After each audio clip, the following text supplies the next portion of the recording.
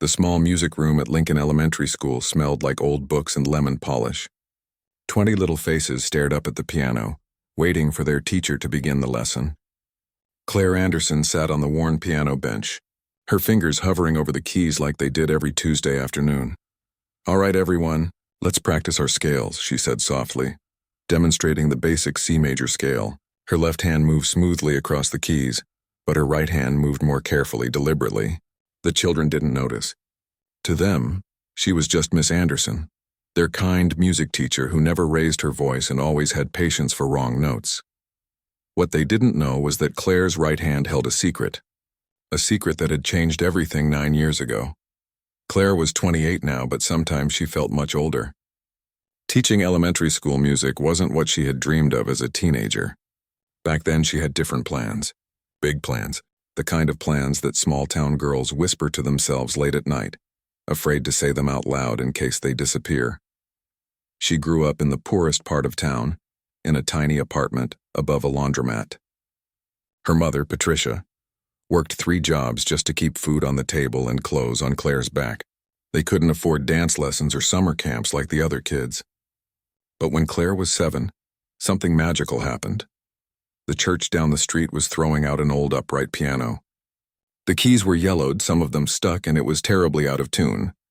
But to Claire, it was the most beautiful thing she had ever seen. Her mother somehow convinced the church to let them have it, and then paid 3 guys $20 each to haul it up the narrow stairs to their apartment. That piano became Claire's entire world. She taught herself to play using library books and whatever she could learn from the one TV channel that showed classical music performances on Sunday mornings. Her mother would come home exhausted at midnight and find little Claire still at the piano, practicing the same piece over and over. "Baby, you need to sleep," her mother would say gently. "Just 5 more minutes, Mama. I almost have it." By the time Claire was 16, she was good, really good. The kind of good that made her high school music teacher call her mother and insist that Claire needed proper training. The kind of good that earned her a full scholarship to the State Music Conservatory. The kind of good that meant her dreams weren't just dreams anymore. At 19, Claire was thriving.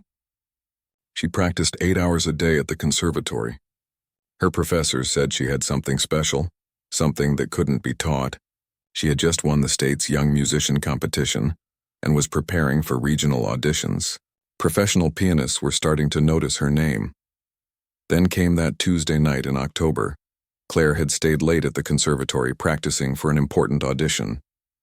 It was raining hard, the kind of rain that makes it difficult to see more than a few feet ahead. She was driving her mother's old car home, thinking about the piece she'd been working on, when a truck ran a red light. She didn't even see it coming. The crash happened so fast. One moment she was at an intersection, the next moment there was metal crunching, glass shattering, and then nothing but pain. When she woke up in the hospital 3 days later, her mother was holding her left hand. Her right hand was wrapped in so many bandages it looked like a white club. "Your hand, baby," her mother said, tears streaming down her face. The doctors did everything they could. The damage was severe. Crushed bones, torn ligaments, nerve damage that ran from her fingers to her elbow. She had 7 surgeries over the next year. Physical therapy that made her cry from the pain. Doctors who spoke in careful, gentle voices about managing expectations and alternative career paths. After 2 years, her hand functioned again. She could write, hold things, do normal daily activities, but the fine motor control needed for professional piano playing? That was gone. Her fingers didn't respond the way they used to. They cramped easily, moved too slowly, refused to perform the complex techniques that concert pianists needed. The worst part wasn't the physical pain. It was the death of everything she had worked for. The scholarship was gone. The auditions were canceled. The future she had built in her mind crumbled like sand. Claire fell into a deep depression. She didn't touch a piano for almost a year. Couldn't even look at one without feeling sick.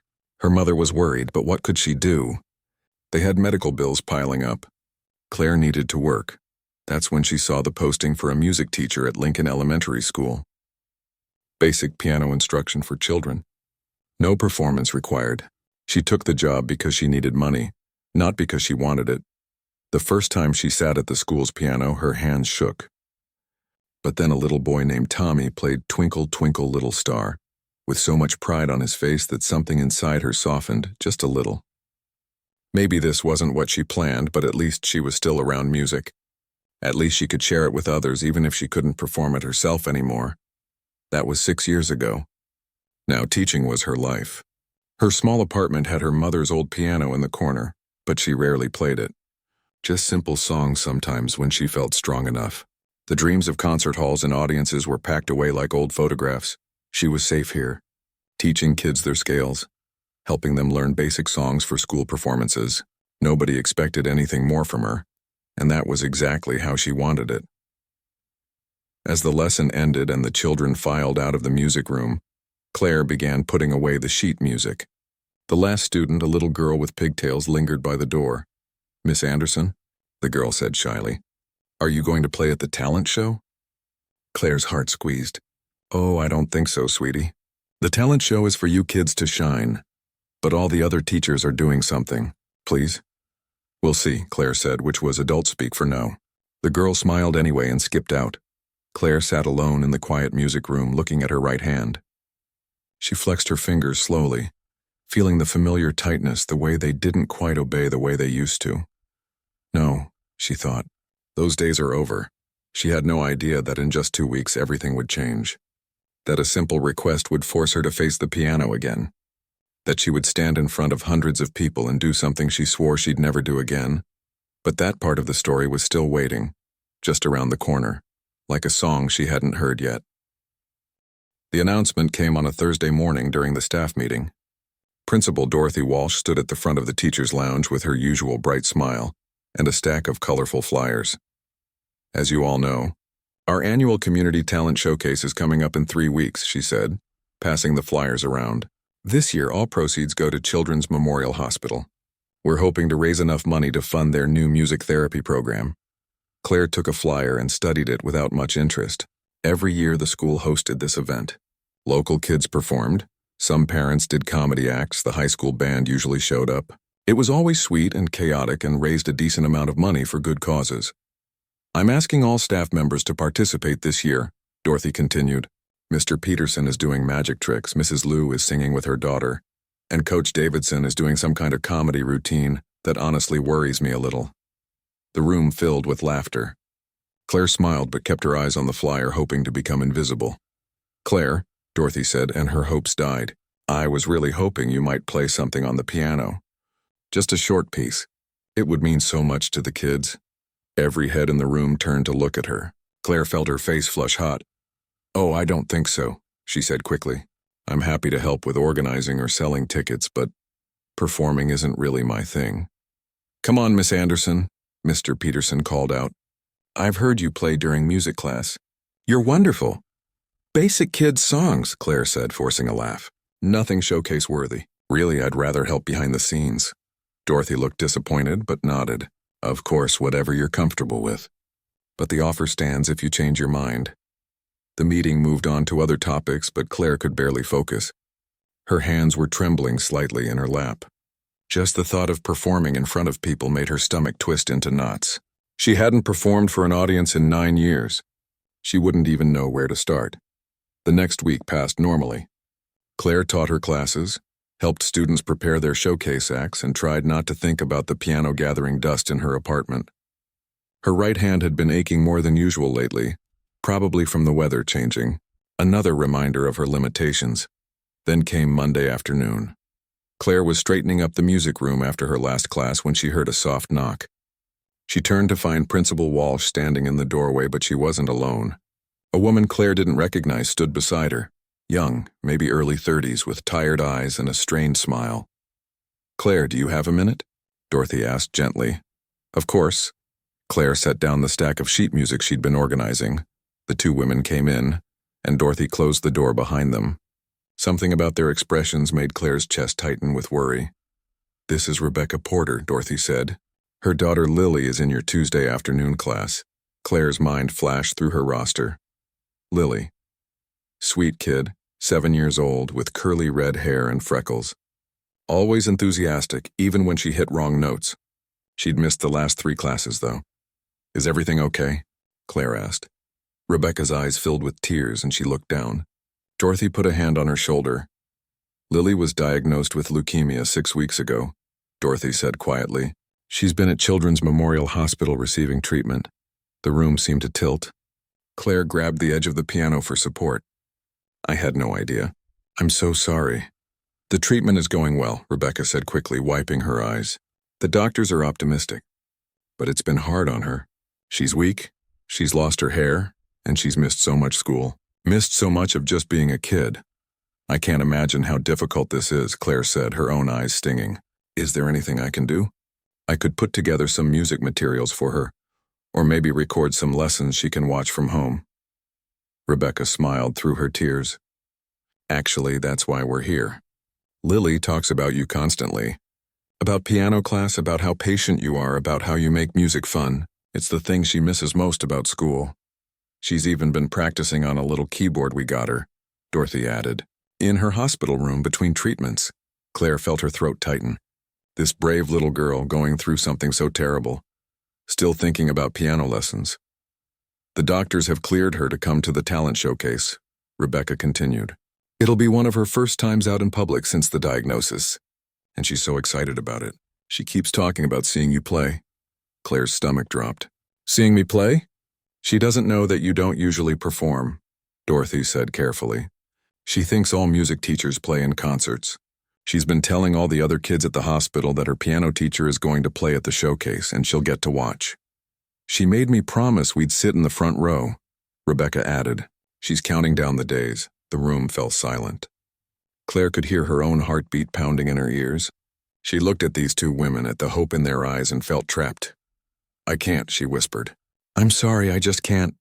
Claire, Dorothy said gently, sitting down on one of the small student chairs. I know you have your reasons, and I would never push you if it wasn't important. But this little girl is fighting for her life, and right now seeing you play would mean everything to her. You don't understand, Claire said, holding up her right hand. I was in an accident. My hand was badly damaged. I can't play the way I used to. I can barely play at all, not really. What if I mess up in front of everyone? What if I disappoint her? Rebecca stood up and walked closer to Claire. My daughter has been poked with needles hundreds of times in the last 6 weeks. She's thrown up from chemotherapy. She's lost her hair and her energy and her childhood all at once. But you know what she told me yesterday? She said she can't wait to hear you play, because you're the teacher who told her that music isn't about being perfect. It's about feeling something. Claire felt tears sliding down her cheeks. I said that? First day of class, apparently. Lily wrote it in her journal. She's kept that journal through everything, and she writes about your class every week, even the weeks she can't attend. Dorothy stood up too. We're not asking you to play a concerto, Claire. Just something simple. Something short. It doesn't have to be perfect. It just has to be you, playing for a little girl who needs something beautiful to hold on to right now. Claire looked down at her hands, at the right one that didn't work quite right anymore, at the fingers that had failed her so many times. Then she thought about Lily, bald and brave in a hospital bed, practicing on a little keyboard between cancer treatments. Something simple, she said finally, her voice barely audible. Something simple, Dorothy agreed. And if my hand cramps up, or I miss notes, then you miss notes, Rebecca said. Lily won't care. She just wants to see her teacher play. Claire took a shaky breath. Okay, I'll do it. But I'm playing the easiest piece I know. Nothing fancy. Just something basic. Rebecca's face lit up with relief and gratitude. She reached out and squeezed Claire's hand. Thank you. You have no idea what this means to us. After they left, Claire sat alone at the piano for a long time. Her right hand was already starting to ache, the way it did when she was stressed. She pressed a few keys experimentally, feeling the familiar stiffness in her fingers. She thought about Beethoven's Für Elise. She could play that. It was famous but not too complicated. Something the audience would recognize. Something safe. That night, Claire opened her apartment piano for the first time in months. Dust covered the keys. She wiped it away slowly, then sat down on the bench. Her hands hovered over the keys, trembling. Something simple, she whispered to herself. Just something simple. You can do this. She began to play Für Elise, and her right hand immediately protested. The notes came out slower than they should, a little clumsy. But they came. And for now, that would have to be enough. She had 2.5 weeks to get ready. 2.5 weeks to play one simple song for one brave little girl. She had no idea that simple wouldn't be enough. That Lily was about to teach her something that would change everything. The next 2 weeks became a routine of quiet determination and constant doubt. Every evening after school, Claire would sit at her apartment piano and practice for Elise. Her right hand ached within 20 minutes, but she pushed through. Ice packs at night, aspirin in the morning, gentle stretches before each practice session. Her mother called one evening while she was practicing. "Baby, is that you playing? I haven't heard that sound in so long." Claire smiled despite the pain radiating up her forearm. "I'm performing at the school talent showcase. Just a simple piece." There was a long pause on the other end. "You're performing? In front of people?" "It's for a good cause, Mama. For a little girl who's sick." Her mother's voice went soft. "I'm so proud of you. Your father would be too." After they hung up, Claire sat staring at the piano keys. Her father had died when she was 5, but she still remembered him clapping enthusiastically at her first little piano recital at church. She was playing "Mary Had a Little Lamb" and forgot the notes halfway through, but he cheered like she'd just performed at Carnegie Hall. Maybe that's what Lily needed too. Not perfection, just someone showing up. 10 days before the showcase, Principal Walsh stopped by the music room with an unusual request.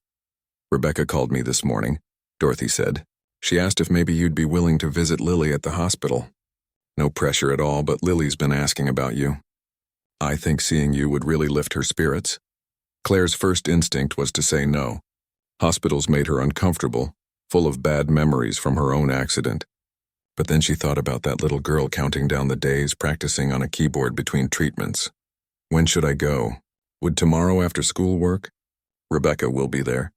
She said any time between 3 and 7 is fine. The next afternoon, Claire found herself walking through the children's wing of Memorial Hospital, following colorful painted arrows on the walls toward room 412. Her hands were sweaty. She'd brought some simple sheet music and a bag of chocolate chip cookies she'd baked that morning. Rebecca met her at the door with a tired but genuine smile. "She's been watching the clock since lunch. Thank you so much for coming." The room was smaller than Claire expected, but someone had tried to make it cheerful. Drawings covered the walls. Stuffed animals crowded the window ledge. And there in the bed was Lily. She looked so small. The hospital gown swallowed her thin frame.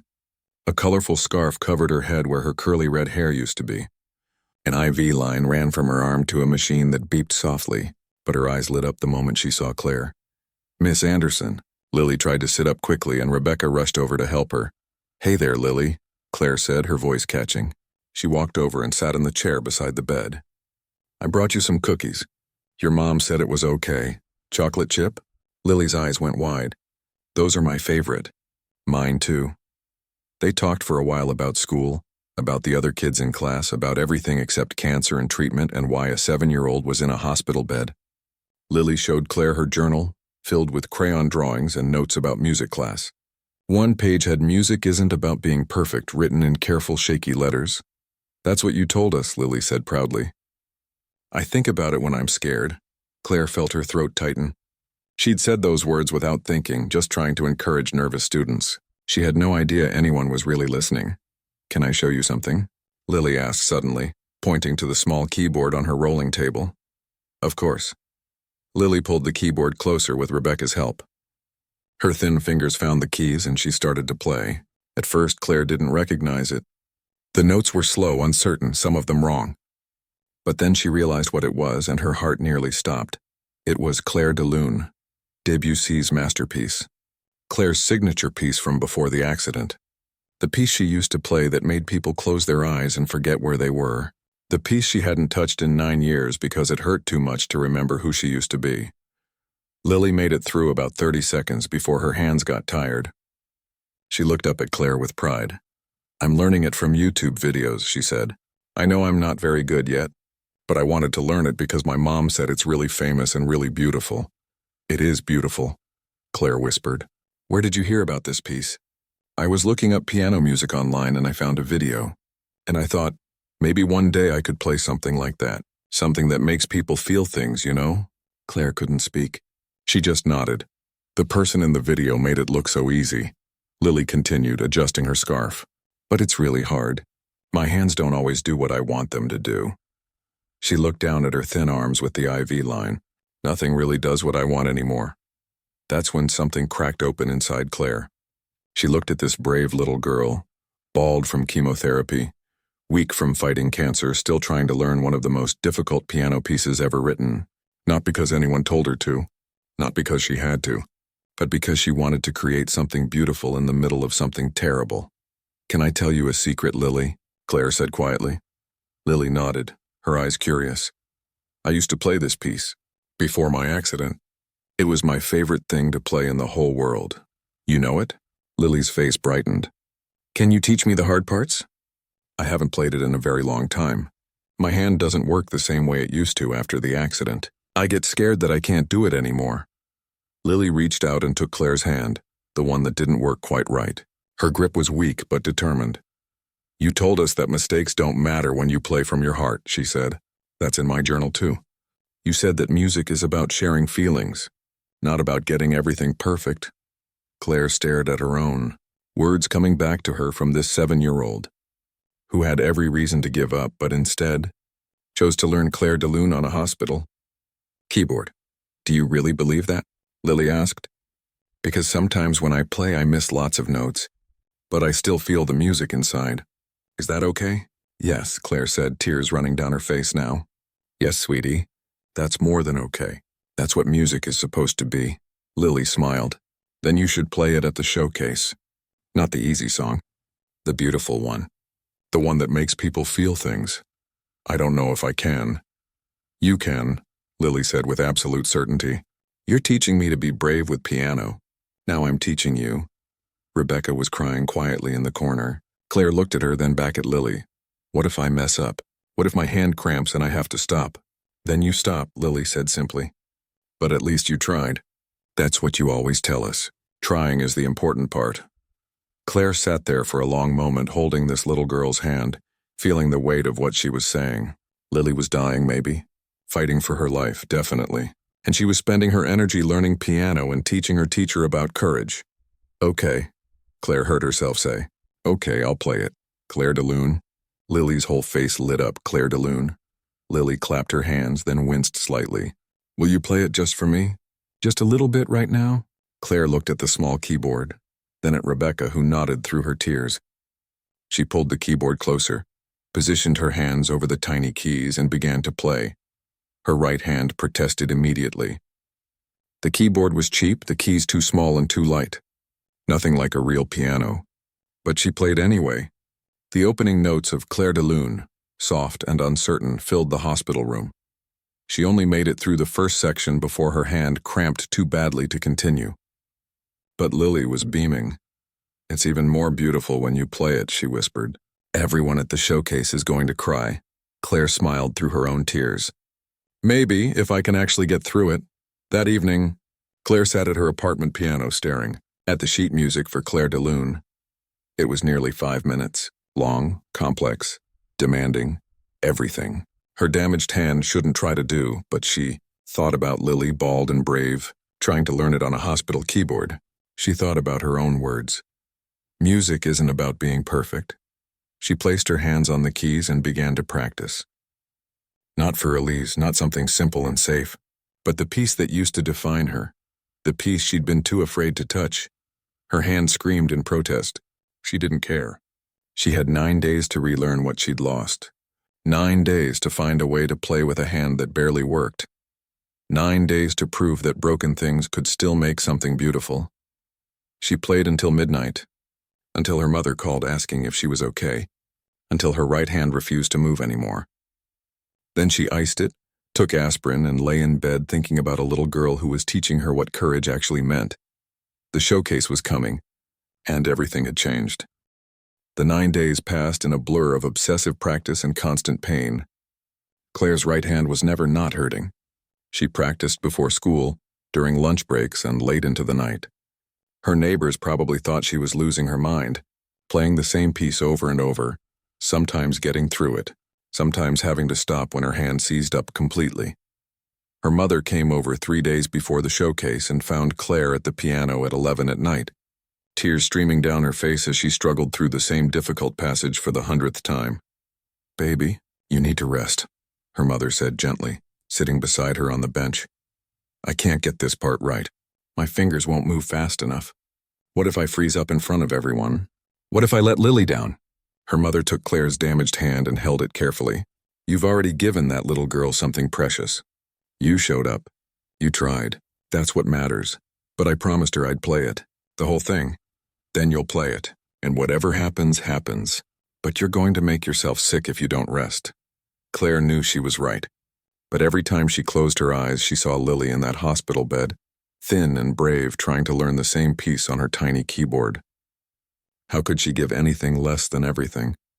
The morning of the showcase, Claire woke up with her right hand throbbing. She'd overdone it. She soaked it in warm water, did her stretches, took some aspirin. At school, she could barely focus on teaching. Her last class of the day was piano, and the kids were all buzzing with excitement about the evening show. "Are you nervous, Miss Anderson?" a boy named Kevin asked. "Terrified," Claire admitted, which made the kids giggle. They thought she was joking. "You'll be great," a girl named Ashley said. "You're the best piano player ever." If only they knew the truth. If only they knew she was about to attempt something she hadn't successfully played all the way through in 9 years. Something that even in perfect practice runs at home, she only completed about half the time. The showcase started at 6. Claire arrived at 5 to help set up. The community center was transformed. White lights strung across the ceiling. Rows of folding chairs filling the main hall. A stage at the front with a good piano, recently tuned, waiting. Claire walked up to that piano and sat down while the room was still empty. She played a few scales, testing it. The keys felt different from her home piano. Better, actually. More responsive. But also more unforgiving. Every mistake would be crystal clear. "Beautiful instrument, isn't it?" Principal Walsh said, walking up behind her. "It's perfect. I'm just not sure I am." "Claire, I want you to know something. No matter what happens tonight, you've already done something incredible. You faced your fear. That's the hardest part." People started arriving around 5:30. Families, students, teachers, community members. The chairs filled up quickly. Claire peeked out from backstage and felt her stomach drop. There had to be 300 people out there. Maybe more. Then she saw them. Rebecca was pushing a wheelchair down the center aisle, and in that wheelchair, wrapped in blankets despite the warm evening, wearing a bright yellow scarf on her head, was Lily. Her face was pale and thin, but her eyes were shining with excitement. They settled in the front row, right in the center. Lily was scanning the stage eagerly, looking for Claire. When their eyes met, Lily waved enthusiastically. Claire waved back, trying to smile, trying to hide the panic that was building in her chest. The showcase began at 6 sharp. The elementary school choir went first, 20 kids singing a cheerful song about sunshine. Then came a group of middle schoolers doing a comedy skit that was actually pretty funny.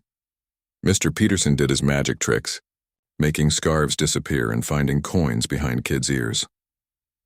Mrs. Liu and her teenage daughter sang a duet that had everyone clapping along. Claire watched from the side of the stage, her hands shaking. She was scheduled near the end, which meant sitting through an hour of performances while her anxiety built and built. A high school band played a rock song. 3 little girls did a dance routine to a pop song. Coach Davidson did his comedy routine, which was actually hilarious, making the whole crowd roar with laughter. A woman from the community sang an opera piece that showcased an incredible voice. Every performance was good. Every performer was confident.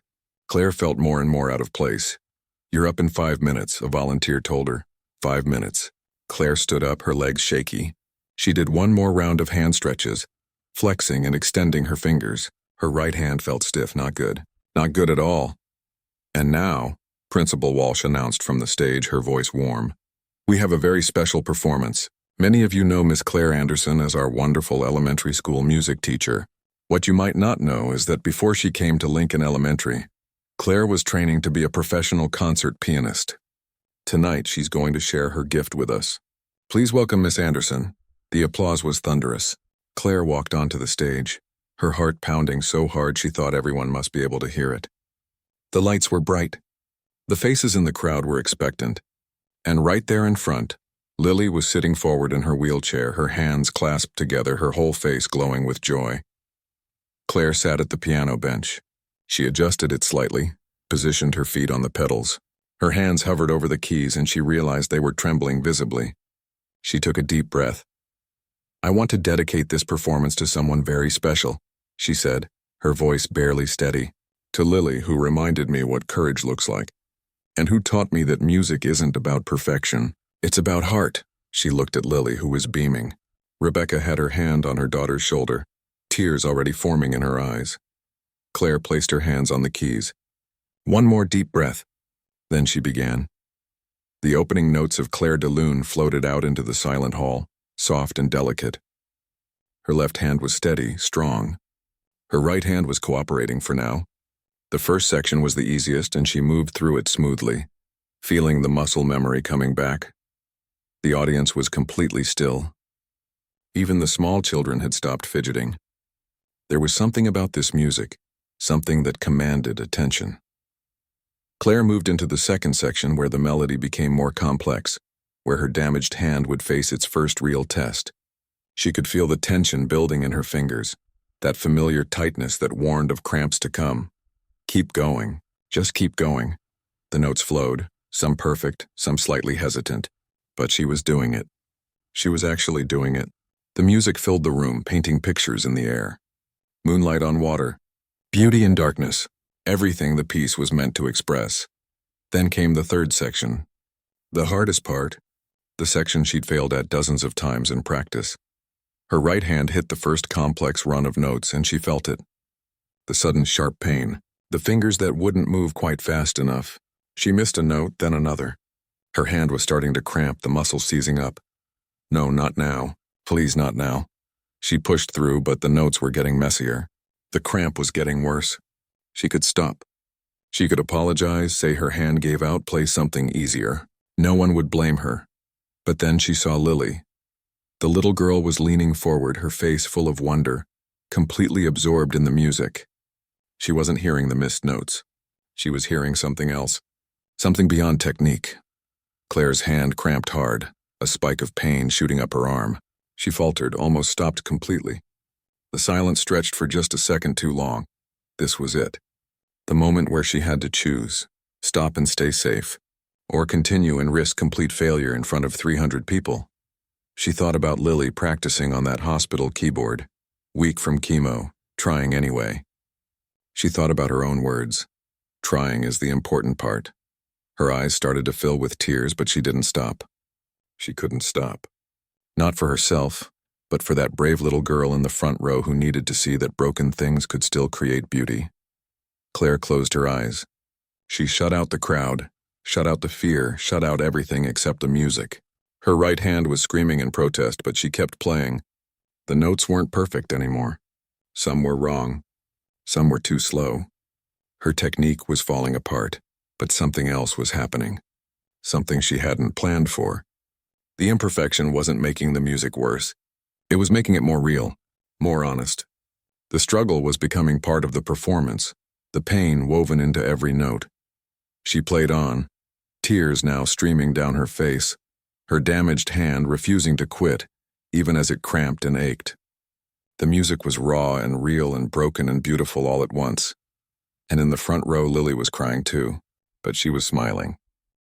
Claire didn't know when it happened exactly. The moment when she stopped fighting the pain and started letting it become part of the music. Her right hand was cramping badly now, the fingers moving slower than they should, missing notes she used to play effortlessly. But she kept going. The fourth section of Claire de Lune built toward its emotional peak, and Claire poured everything into it. All the grief from losing her dreams 9 years ago, all the fear of never being enough, all the love she still had for music despite everything that had been taken from her. Every imperfect note carried weight, carried meaning, carried truth. She could hear herself breathing between phrases, ragged and emotional. She could feel the tears on her face. This wasn't the polished performance she'd imagined as a 19-year-old prodigy. This was something else entirely, something messier and more human and somehow more powerful. The music began its descent into the final section, the part where the melody softens and fades like moonlight disappearing at dawn. Claire's hand was barely cooperating now. She had to slow down, had to simplify some of the runs, but she made it to the final chord progression. those last delicate notes that always made her heart ache. She played the final note and let it ring out into the silence. Her hand stayed on the keys for a moment as the sound faded. Then she lifted them slowly, placed them in her lap, and finally opened her eyes. The hall was completely silent. Claire's heart sank. She'd ruined it. She'd failed. All those missed notes, all that struggling, all that obvious pain. The audience didn't know what to think. She looked down at the piano, ashamed, already forming an apology in her mind. Then she heard it, a single pair of hands clapping. She looked up and saw Lily. The little girl was trying to stand up from her wheelchair, her mother quickly moving to help her. Lily got to her feet, still clapping, tears streaming down her face. She was so weak she could barely stand, but she was standing anyway, applauding with everything she had. "That was beautiful," Lily said, her small voice somehow carrying in the silent room. "That was the most beautiful thing I ever heard." And then something extraordinary happened. Rebecca stood up beside her daughter, clapping hard, crying. Principal Walsh stood up from her seat in the second row, applauding. Mr. Peterson jumped to his feet. Mrs. Liu stood, then Coach Davidson, then the parents in the back rows. Within seconds, the entire audience was on their feet. The applause started small but grew and grew until it was a roar. 300 people standing, clapping, some cheering, many crying openly. Claire sat frozen at the piano bench, unable to process what was happening. This wasn't polite applause for a decent performance. This was something else, something bigger. She could see it in their faces. They weren't moved by technical perfection. They were moved by witnessing someone struggle and refuse to quit. By watching someone play through pain because something mattered more than comfort. By seeing that broken things could still make beauty. An elderly woman in the third row was openly sobbing. A father was hugging his daughter, both of them clapping. Teenagers who'd been on their phones earlier were standing and cheering. Even the smallest children seemed to understand they'd witnessed something special, clapping along with their parents. Claire stood up shakily, her right hand hanging limp at her side, completely exhausted.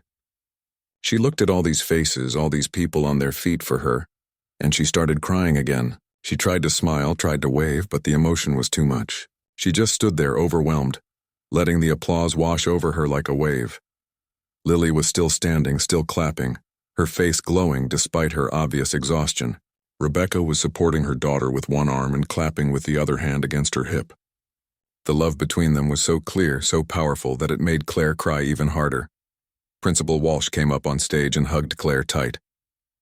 "You did it," she whispered. "You were amazing." "I missed so many notes," Claire managed to say. "No one cared about the notes. They cared about what you gave them. Something real. Something honest." The applause finally began to fade, and people started sitting down, though the energy in the room was electric. Claire walked off the stage on shaky legs, and immediately a crowd formed around her. People wanting to shake her hand, to tell her how moved they were, to thank her for sharing something so personal. A woman she didn't know took both her hands and said, "I haven't cried like that in years." "Thank you," a man told her. "My wife has arthritis. She used to play violin but stopped because her hands hurt too much. After seeing you tonight, I think maybe I can convince her to try again." A teenage girl said shyly, "I quit piano last year because I wasn't good enough. But maybe I should start again." But the person Claire most wanted to see was Lily. She made her way through the crowd to where Rebecca was helping her daughter back into the wheelchair. Lily looked exhausted, the effort of standing and clapping having drained what little energy she had, but she was still smiling. Claire knelt down beside the wheelchair, bringing herself to Lily's eye level.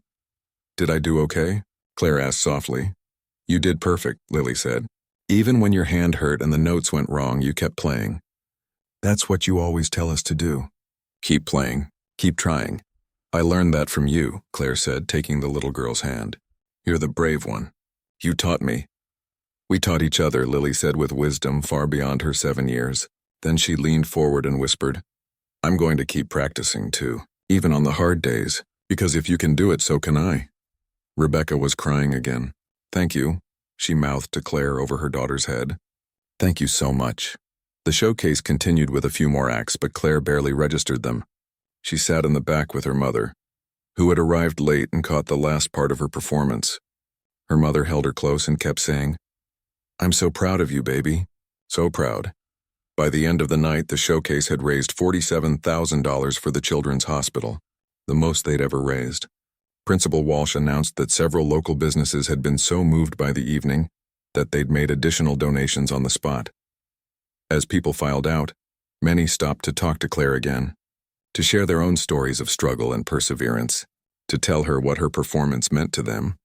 She realized that by showing her brokenness, by refusing to hide her limitations, she'd given people permission to embrace their own imperfections. That night, lying in bed with her right hand wrapped in ice, Claire thought about everything that had changed. Not just tonight, but over the past few weeks. She'd spent 9 years hiding from the piano, hiding from her past, hiding from the part of herself that still loved music despite everything. But Lily had pulled her back. That brave little girl fighting cancer had somehow known exactly what Claire needed to hear. That trying mattered more than succeeding, that imperfection was okay, that the broken parts of us don't make us worthless, they make us human. 3 weeks later, Claire got a call from Rebecca. Lily's latest scans had shown remarkable improvement.